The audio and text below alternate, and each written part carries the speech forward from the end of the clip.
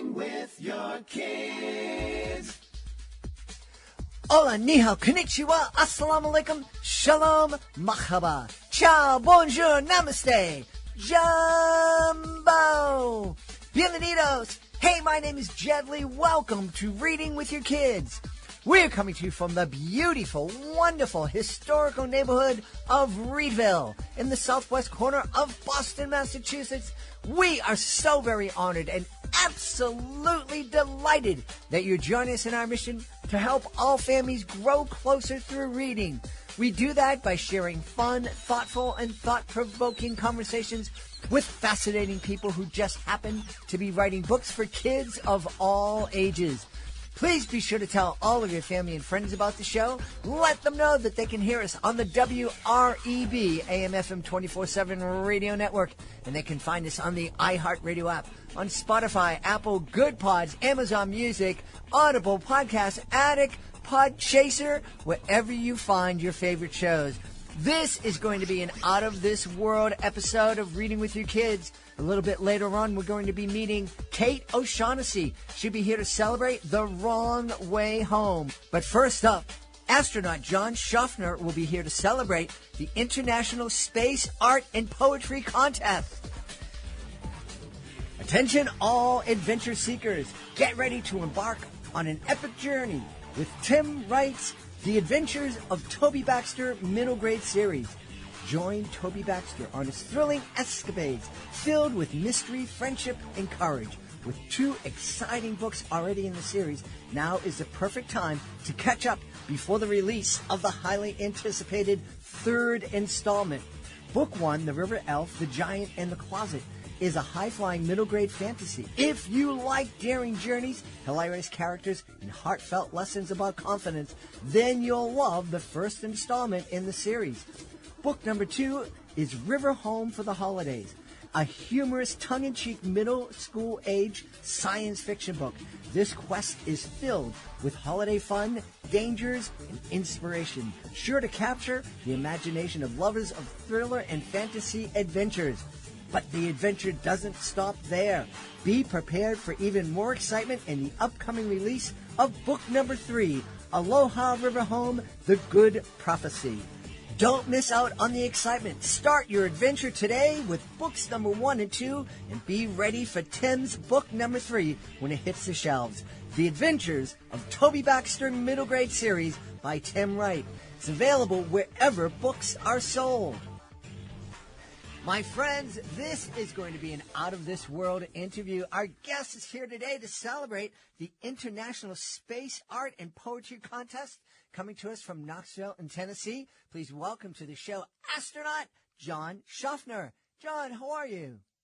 Hey, Jed. Thank you. I'm very good today. Thank you. Very nice to be here. Thanks for having me. You're welcome. I'm real excited. Tell us a little bit about this contest and what makes it so special. Well, art itself is special. Mm-hmm. We should all draw and paint more, and express ourselves, right? It's very, very pleasurable, peaceful.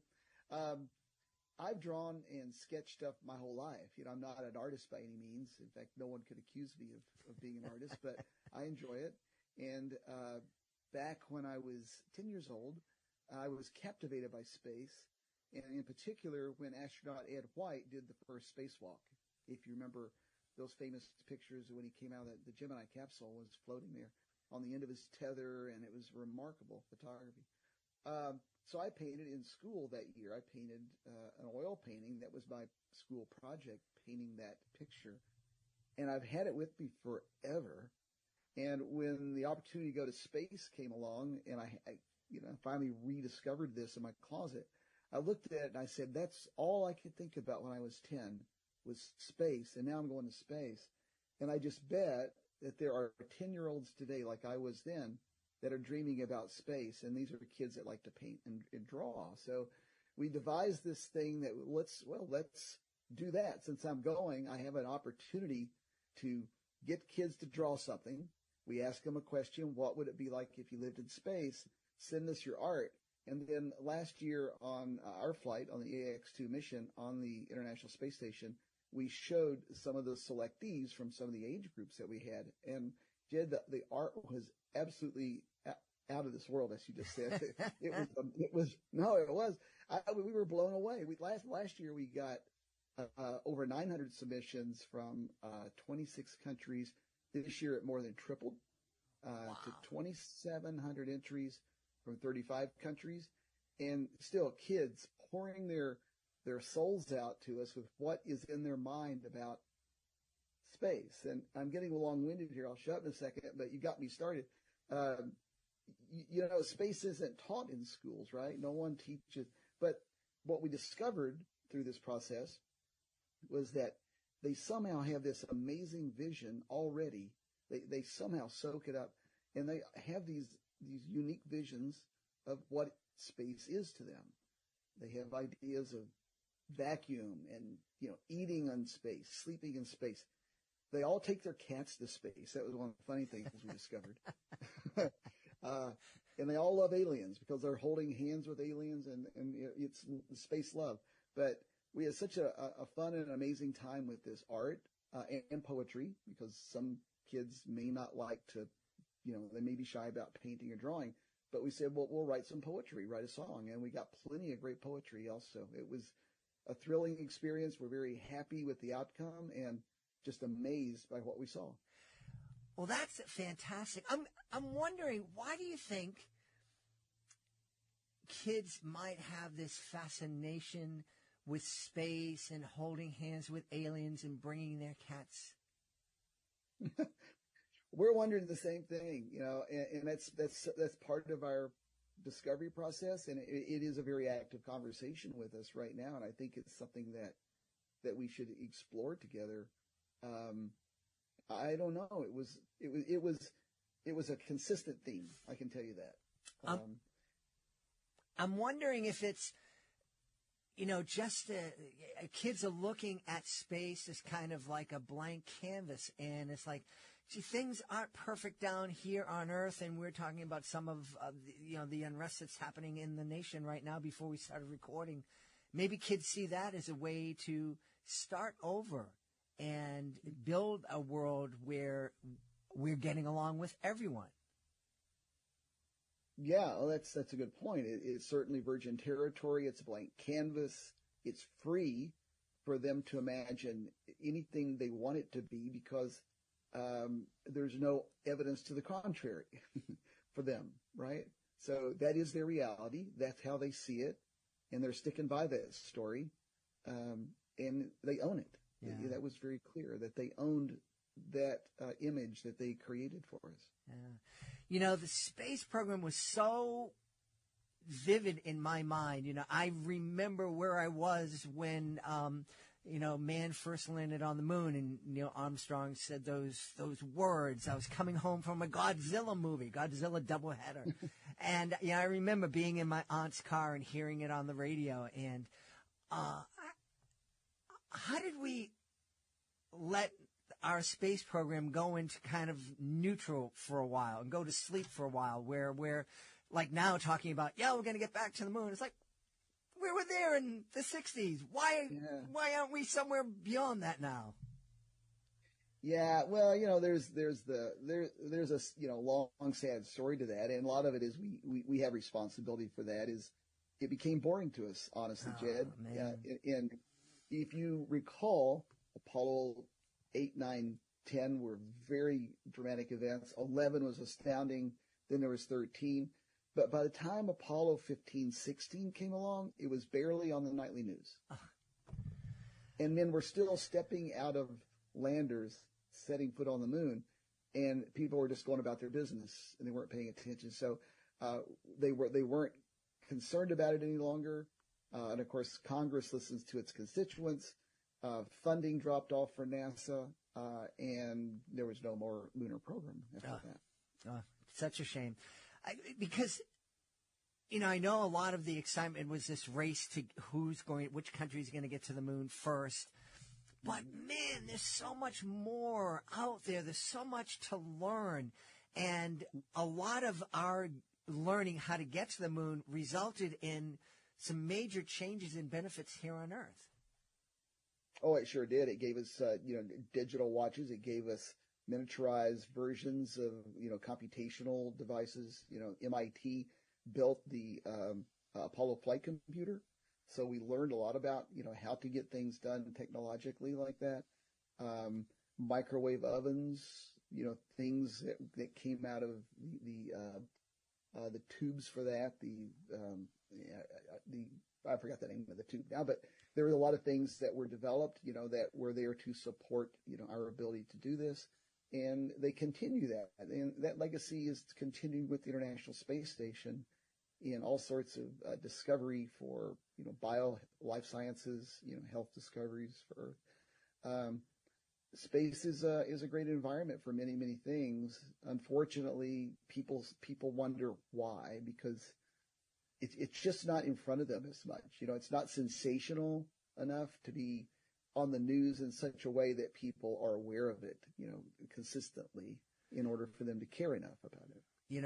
I think it should be the headline. We have this International Space Station. It seems like we can't get together and get along down here on Earth, but boy, we can build this amazing thing out in space where the astronauts are absolutely dependent on each other. They are. Isn't that amazing? Yeah. And I can tell you during my visit there, my time there, it was an absolute feeling of unity, of true brotherhood and sisterhood. It was, there were no political boundaries there other than, we had our stuff to do over here and the Russians had their stuff to do, but occasionally we'd meet up and have dinner together. Yeah. It was good times. So talk a little bit, please, about your experience. First, what was it like when you got the word that, John, you're going to be blasting off into space? Well, yeah. It's something that has to settle on you for a while, but, time, no matter what you're involved in, goes way, way too fast. And I just keep thinking about it. And before you know it, you're strapped in a seat of a rocket and the clock just went to T-0. And where did the time go? Wow. It's an amazing experience. I happen to like training because I'm a tech geek of sorts. I've followed NASA and Apollo and shuttle. So I love the training aspect of learning how the systems work. So I spent a lot of time doing that. And then the mission, training for a space flight mission. When someone called you and said, "Hey, we think you're right for this mission to train and fly a spaceship to a space station. Do you want to do that?" And so, what's your answer going to be? Yeah. Yeah. Oh, yeah. So after that, life takes a whole new, sense of reality, and you're doing abnormal things in a very normal way after that. Wow. Yeah.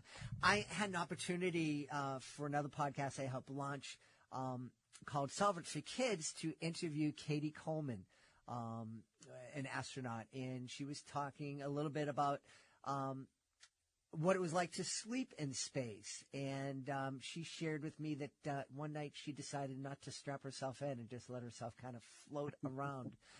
Is that something that you did? Well, actually, I did that.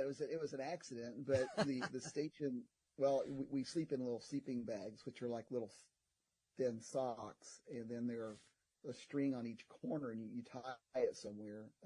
Now, the permanent station crew have these nice little phone booth sized little sleeping quarters. So, but they do have a sleeping bag, but they're in a small spot.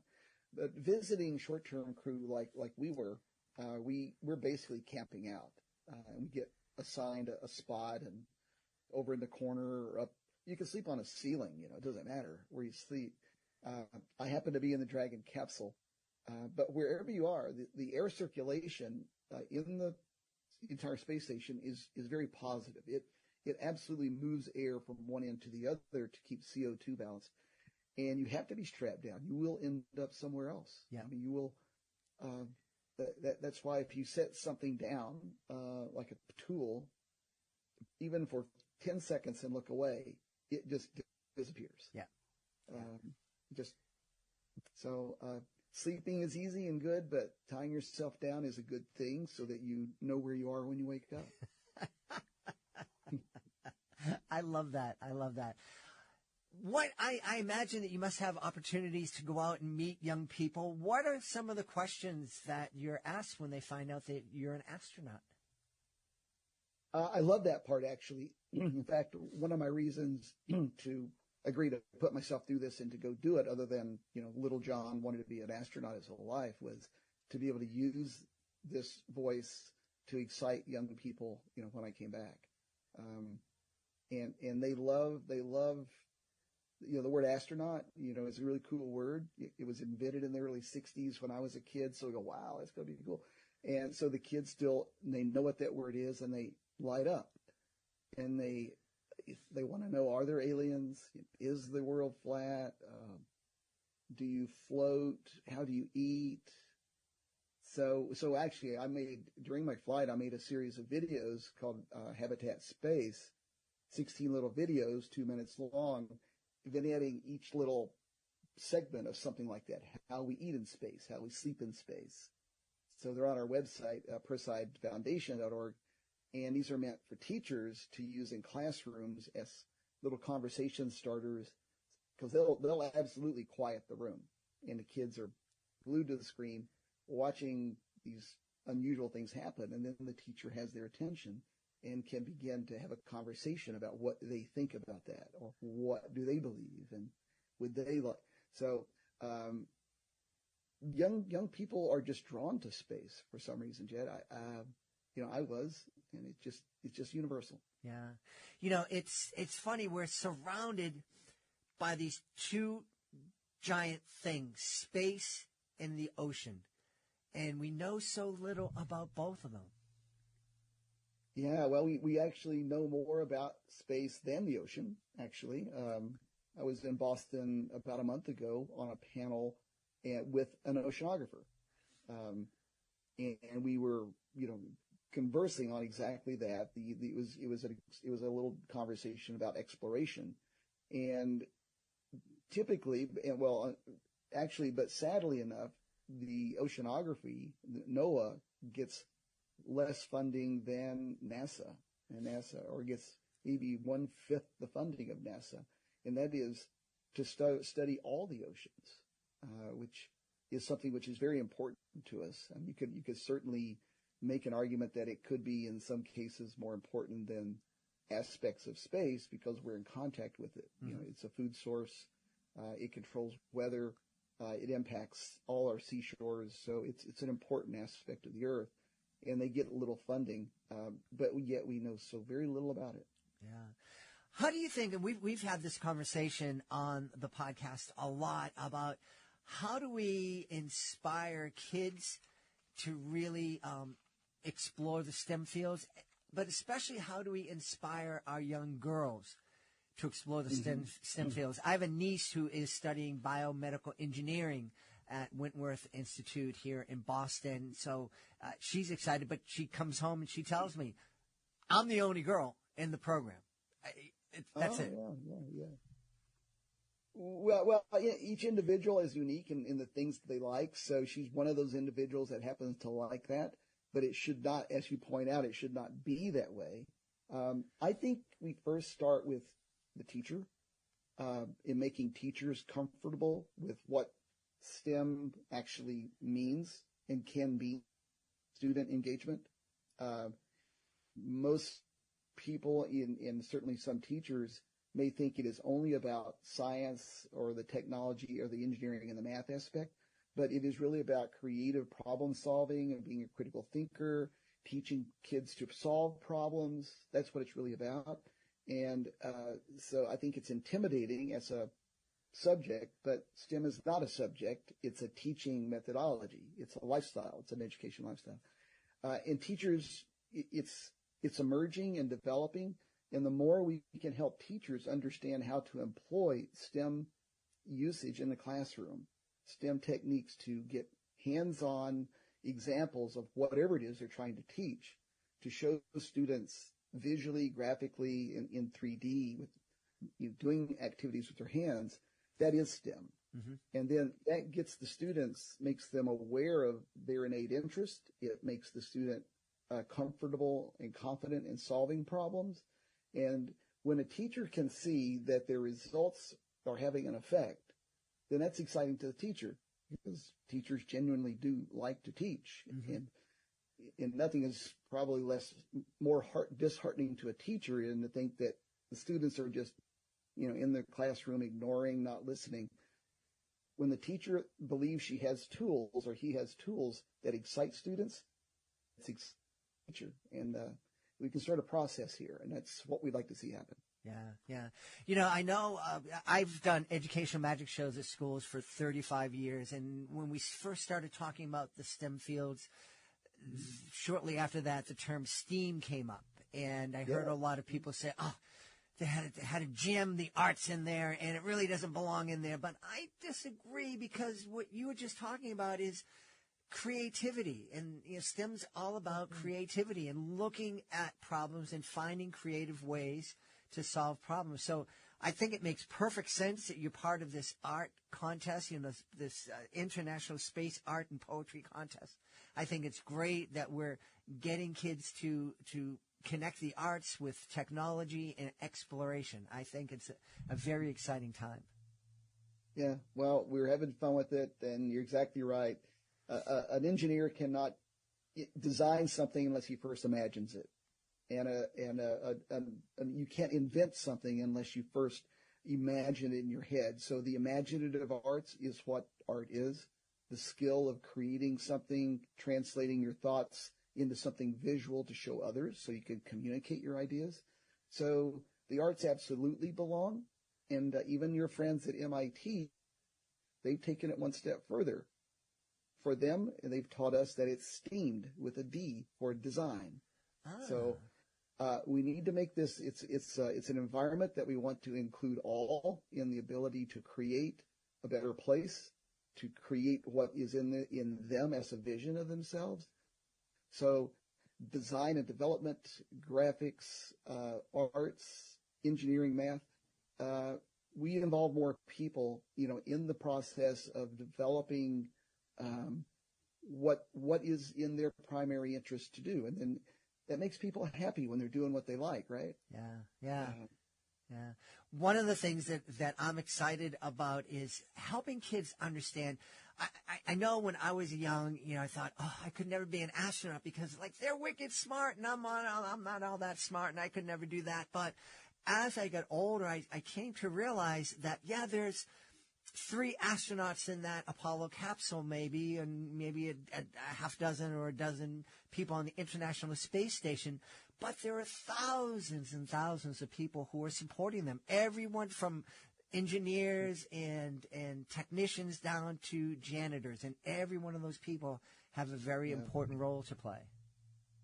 Yeah. Well, it's incredibly important to the astronaut that the team is there on orbit. One of the most important things that we do for ourselves is be able to read well, because the instructions have been created by thousands of smart people.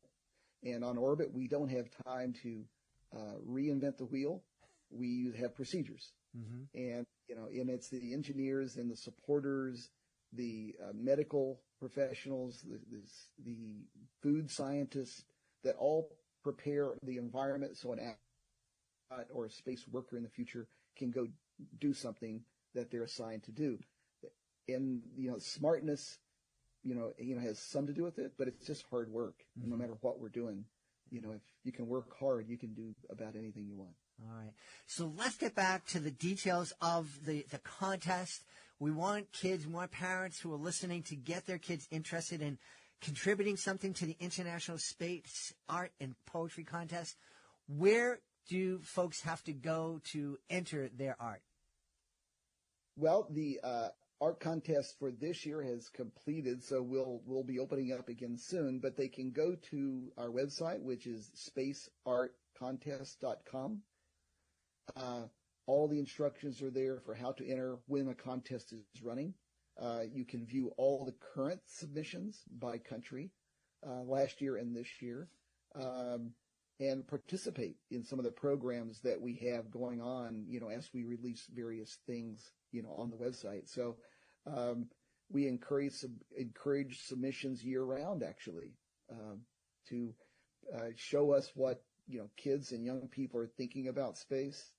And the more answers we get to questions about, what we're thinking about space, the further we can develop, some of the notions of questions that help us understand what young people like to learn about. And that's helps us push further into education about how we want to teach. So you're basically saying one of these pieces of art, one of these poems that kids submit might spark an idea that will lead to the next advancement in the space program? Well, that could happen, I suppose. Everything starts somewhere. It would certainly happen in that young person's mind. Mm-hmm. Because I'm pretty sure, sometimes it happens with me. I don't know what I'm thinking until I scratch it out on a piece of paper. Right. And then I look at it and I erase something and then I, revisit it and it happens again. And then I've got a fully formed idea. Yeah. And I'm sure teachers love to have their kids put their ideas on paper.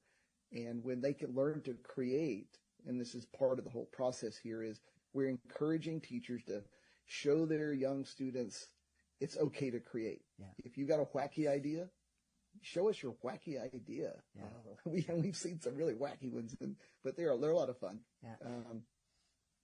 And that's a great message for parents to share with their kids too, because kids can create at home, and you can encourage their creativity and expressing their art. John, I just want to throw this out there. When I started the podcast back in 2017, very quickly the podcast got downloaded to all the continents where people were living. And I had a guest on who wrote a book about penguins because he had spent time down in Antarctica. And I said to him, yeah, the podcast has been downloaded to every continent except Antarctica. And about a month later, he called me up and he goes, my friends downloaded your podcast. So now we've been downloaded to every continent on the planet.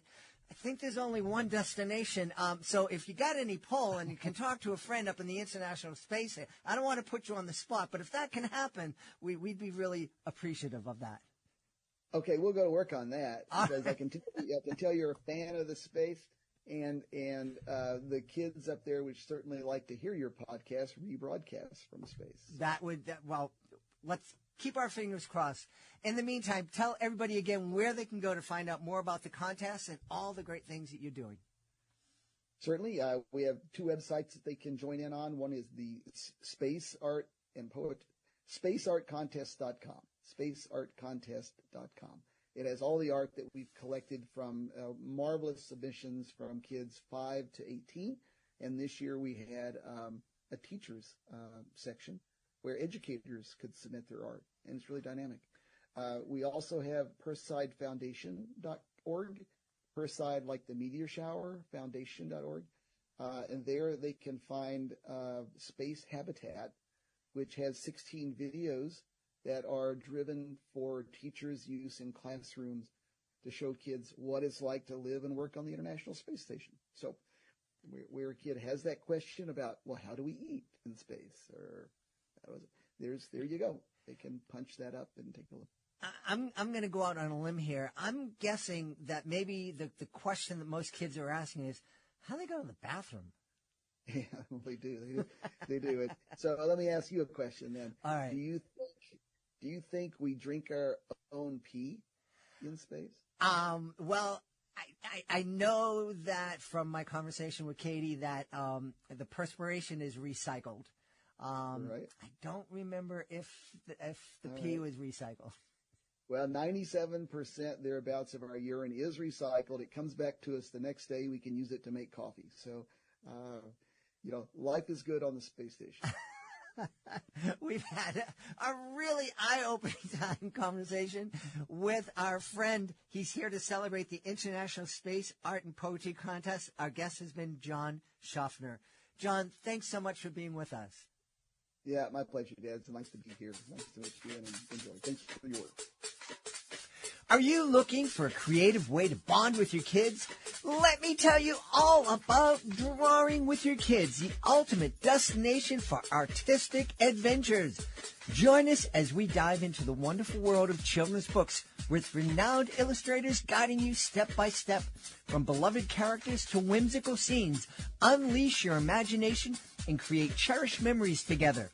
Whether you're a seasoned artist or just picking up a pencil, there's something for everyone at Drawing with Your Kids.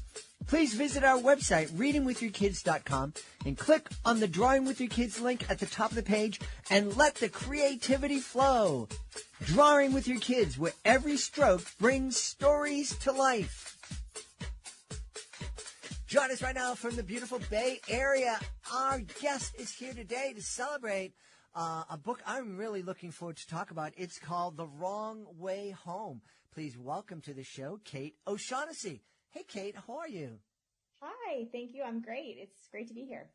Tell us about The Wrong Way Home, please. Sure. So The Wrong Way Home is about Fern, who has lived the past 6 years at a off-the-grid sustainable community in upstate New York. That's very isolated from the world, but it's they live off the land, and it has some rules and things like that. But for Fern, it's home, and it's the place that's been home for her more than any place else. Her mom and Fern and her mom moved around a lot when she was younger than that.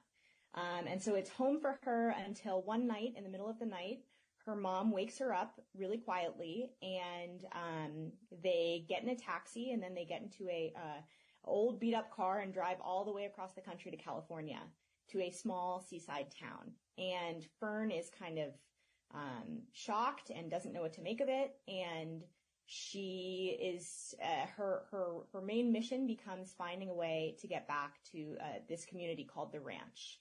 And so the story is about sort of uncovering the truth about her upbringing, the truth about this place, and trying to sort of understand what home and family means. What inspired this story? That's a great question. A couple of things inspired this story. I think the first thing that inspired the story was the setting of where Fern and her mom land, which is a fictional town in Northern California called Driftaway Beach. And it's based very loosely off of, there's a little community in Pacifica, California, which is right down the coast from San Francisco. It's called Rockaway Beach. And I went there I can't remember why I went there. It's about a 45-minute drive from my house. And it's just a magical little place. It's got, there's quite a few things just like in the story. So there's a motel, with a parking lot that's right on the edge of the ocean, of the Pacific Ocean.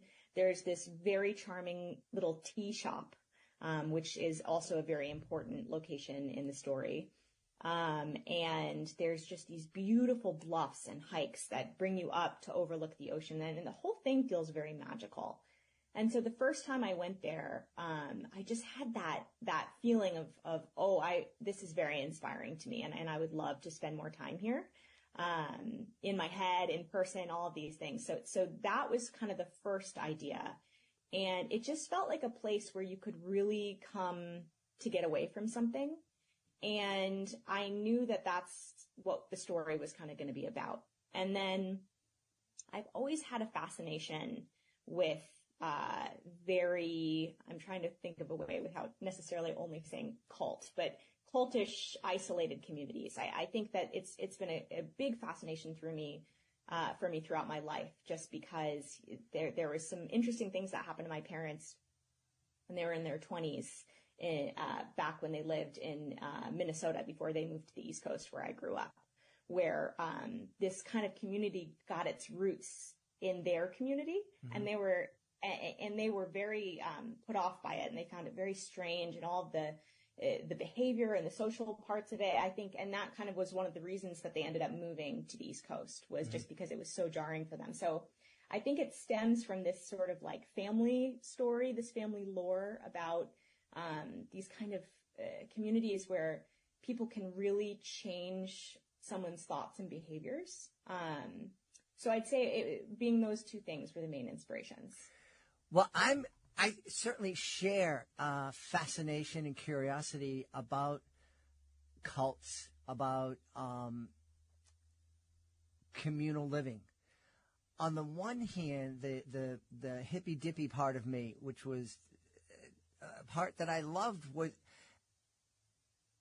it's an idea, the thought that we could come together and share and support each other and become a real, more than just a community, that we can become a family. That's real attractive to me. Yes. But at the same time, you know, the old saying is those who fail to learn from history are doomed to repeat it. And I haven't seen it work yet. There's always, you know, that one person in charge kind of goes off the rails at some point. So I'm so glad you brought this up, because I think there are kinds of communal living that definitely work. I think, you know, there's some that you see in this area that work, where it's, you know, people in their 20s living in like a communal space. And I think it can work really nicely. But one thing that I was really interested in exploring in this book was I wanted to make sure that the foundation and the principles behind this community were really attractive, and were, you know, they live gently. It's very sustainable. They grow their own food. They you know, try not to create any waste whatsoever. It's all these things that I really, really believe in. And it's a community, right? So you would understand what this attraction would be to somebody. And I wanted it to be something that, you know, the basis of this community, I wanted it to be something that I really believed in. And what I wanted to sort of show with it was, like you said, the way that dogma and power can kind of corrupt that, you know, like the way that one person seeking to be the one that sets the thought pattern for everybody can ruin something really beautiful. And so a lot of it in this story is me just wanting to show this process of Fern learning that she can think for herself, and how powerful that is, to not let anybody else be the one who decides what she believes in and what she thinks, and have her be the one to figure that out on her own. And that means understanding that there's good that comes with bad, and bad that comes with good. Yeah. So very important. Kate and I were speaking earlier. I was explaining to Kate that I had a dear friend in high school who shared her last name, who was a Catholic priest. And my faith is important to me, but it was also important for me to be able to question my faith. And I remember having a conversation when my kids were in middle and high school, and one parent came up to me. My kids were involved in the church and in very visible ways, and one parent came up to me and said, "Oh, I just love seeing your kids. They're so involved, and you must be so proud. And I'm really nervous. My daughter is going to college, and, you know, that's when they start questioning their faith." And I said, that's a good thing, because there's lots of things that are beautiful about my faith, but there are a lot of people who have abused it and have hurt people. And I think Fern, as I understand, is 12 years old. And I think that at the very least, we should be talking to our kids, especially if we are involved in a faith tradition, in a religion. We have to talk to our kids about their ability to question their faith, question their faith leaders way before 12, you know? I totally agree. And I just think it's this process of supporting thinking for yourself, right? And turning over the stones. And I think especially in this day and age, you know, not just taking anybody's word for it. And I think this process of supporting that in kids, I just find it so important. I just think the value of thinking for yourself and showing that, you know, you can come to your own conclusions. You know, I like you said, I think it's great to support that questioning and let somebody really investigate these things on their own. Yeah. And I really wanted that to be a central theme in this book. Yeah. And it's not just communal living situations or religion. I mean, I think if you wake up one morning and whether you call yourself Team Red or Team Blue, and you are all of a sudden realizing that I agree with every single thing that they say, that's probably not a good thing. I'm probably not thinking for myself. Right.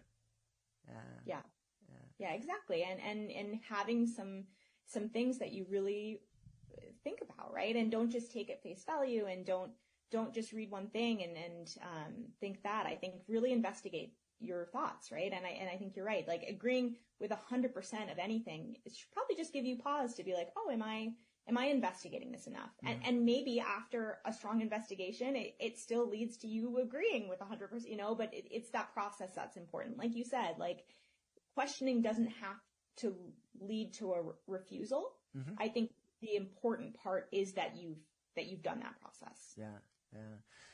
How do you think other than just sitting down and reading or co-reading the wrong way home, how do we start these conversations with our kids? I think some exploratory conversations could be really beneficial. So just really asking them why, well, why do you think that?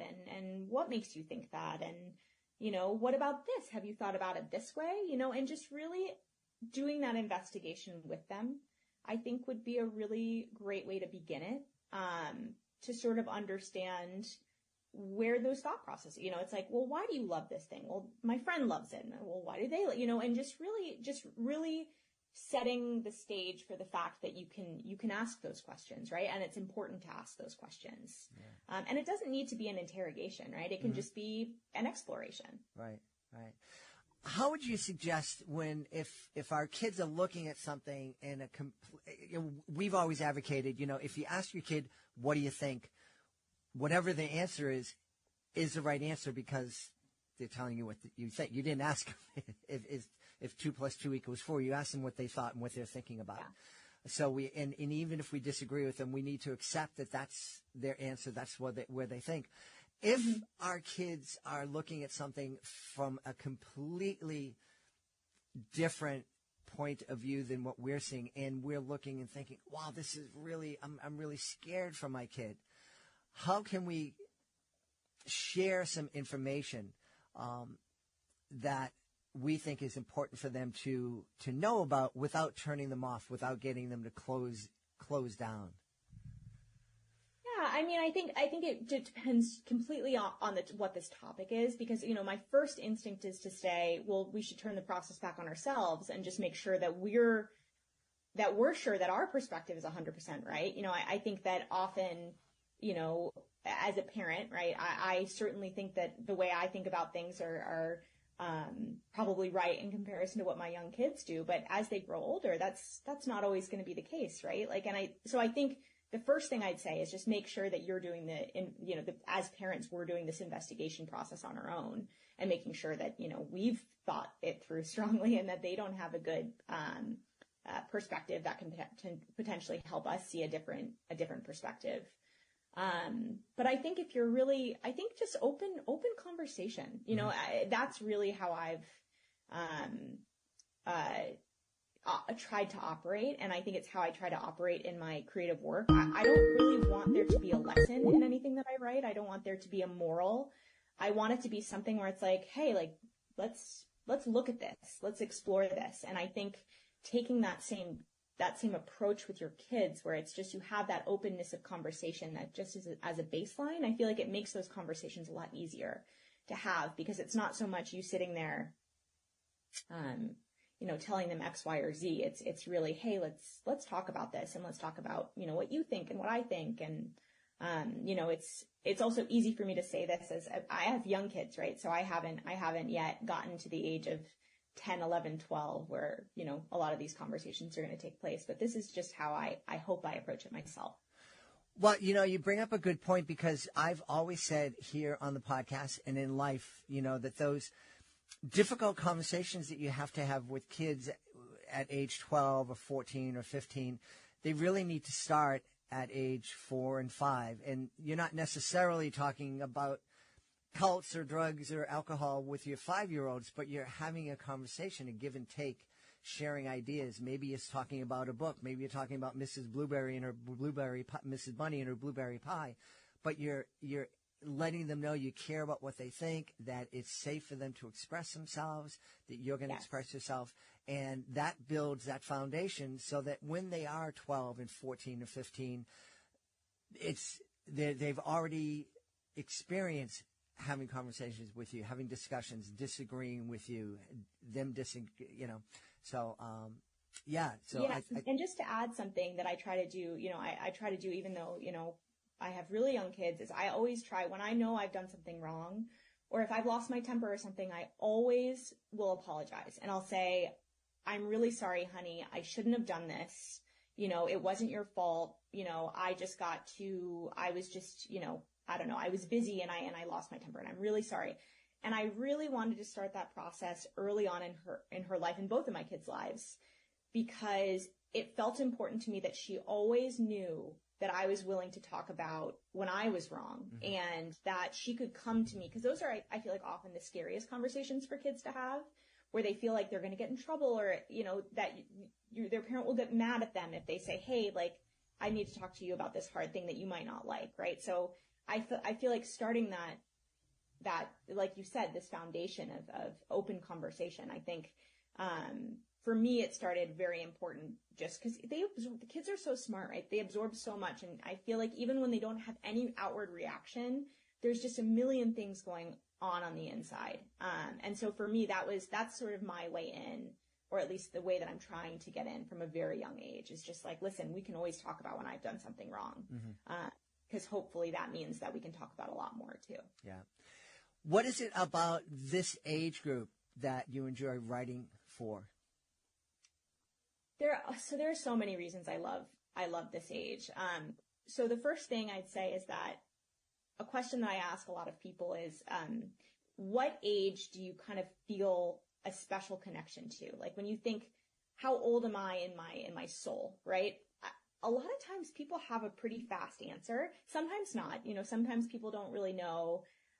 But it's amazing how fast I'll ask this, how old is your soul? A friend of mine quickly said, I'm 17. Another one says, I'm 29, really fast. And, I don't know if there's an answer that you're thinking of right now, or if it's 5, I think, So, it's just, you have this kind of reaction. And I think that I hope your listeners will think to themselves, what is my heart age, my soul age?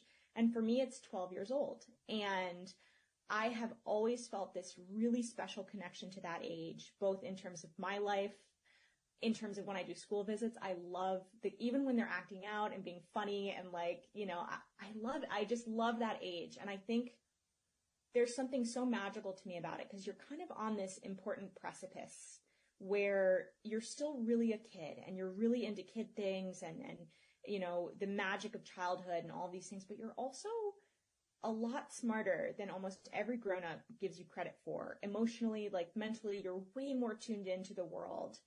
And you're just starting to realize that the world isn't perfect, and unfortunately, I think a lot of kids actually face this a lot younger than 12. I think I was lucky to be just having those feelings at 12. But so it's this, you're still a kid, but you're starting to really understand the world from an adult perspective. So I just find that sort of razor's edge that a 12-year-old is walking, I find it to be really meaningful and tender and important. And so for me, I think that it's just the age that I just constantly feel drawn back to. Yeah. I love that. It is a great fun age. I always loved performing for those middle school audiences. A lot of times performers are terrified to go in front of a group of middle school kids, but I loved it.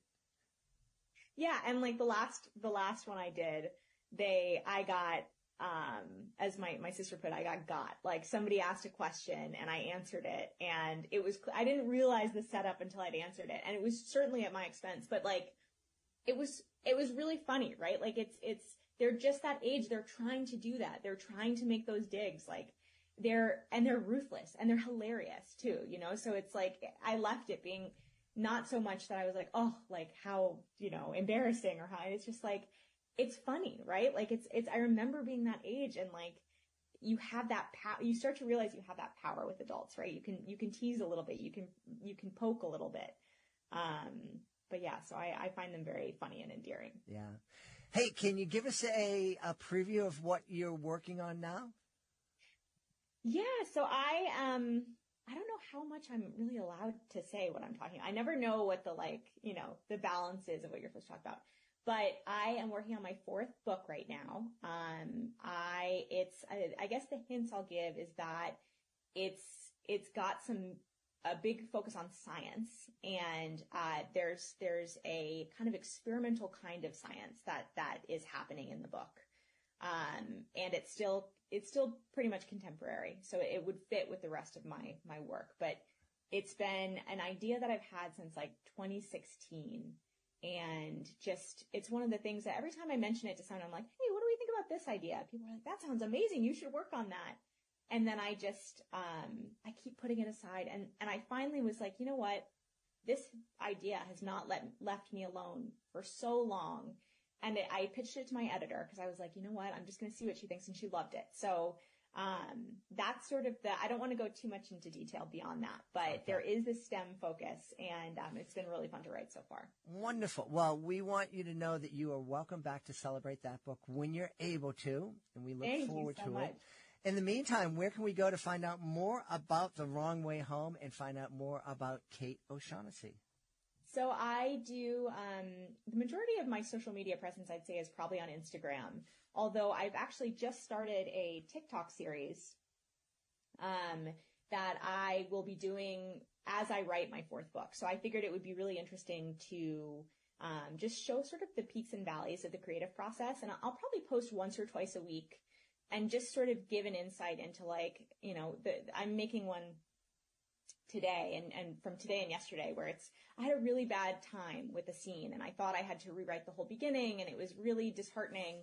And then I went for a walk, and I realized all I had to do was change a scene into 2 sentences. And now I don't have to rewrite the first 10,000 words of the book. So I'll be doing that on TikTok, and my TikTok handle is the same as my Instagram handle, which is just KL O'Shaughnessy. Excellent. So I'm not really on Twitter or X, I guess, much anymore. So that's not really a place that I post. And then you can always go to my website, which again is just klo'Shaughnessy.com. Wow. What a valuable walk. Yeah. I'm really happy for you. That's great. And, Thank you. That's a great lesson for all of us when we're stuck, and, just take a walk, clear your mind, and, fix things in 2 sentences. Exactly. You know, I was thinking about it because it was a scene I've wanted to write for this book forever. And I realized I was holding on to it just like a darling, and it wasn't working, and I needed to transform it. So yeah, walks and showers are my both brain unclogging technique. That's awesome. We've had a great time speaking to the author of The Wrong Way Home. I think a really important book that can lead to some great conversations with our middle grade age kids. Our guest has been Kate O'Shaughnessy. Kate, thanks so much for being with us. Thank you so much for having me. It was great to be here. We hope you've enjoyed this episode of Reading with Your Kids and will join us for the next exciting episode of the show. Please be sure to connect with us on social media, facebook.com/readingwithyourkids, at Reading With Your Kids on Instagram and TikTok, and at Jedley Magic on Twitter. We would absolutely love for you to subscribe to our YouTube channel, youtube.com/readingwithyourkids. You can find every episode of Reading with Your Kids on our YouTube channel. You can also find all of our fantastic Drawing with Your Kids videos and our STEM is Family Fun videos as well. And, of course, we'd love for you to visit our website, readingwithyourkids.com. Check out our blog, download our free online magazine, visit our Reading with Your Kids Certified Great Read Wall of Fame, and use the contact button up at the top of the page to send us a message. Let us know what you love about the show, let us know what we could be doing better, and let us know who you would like to hear on a future episode of Reading with Your Kids. And if you're an author, please be sure to click the Authors Click Here button at the top of the page to find out how you can be a guest. Being a guest is fun, it's easy, and it gives you the chance to tell thousands of Kidlit fans all around the globe about your great kids book. You can also learn about our effective and very affordable promotional services. Want to thank the folks who made today's show so wonderful. Of course, we're going to start by thanking our guests, John Schaffner and Kate O'Shaughnessy. I want to thank my team, Fatima Khan, Rory Grady, Chris Doherty, Judy Hu. I also want to thank my beautiful wife for all of her support. Most of all, we all want to thank you. Thank you for taking the time to listen to the show. And thank you so much for taking the time to make the world a better place by reading with your kids. I'll be looking for you in the next episode of Reading with Your Kids.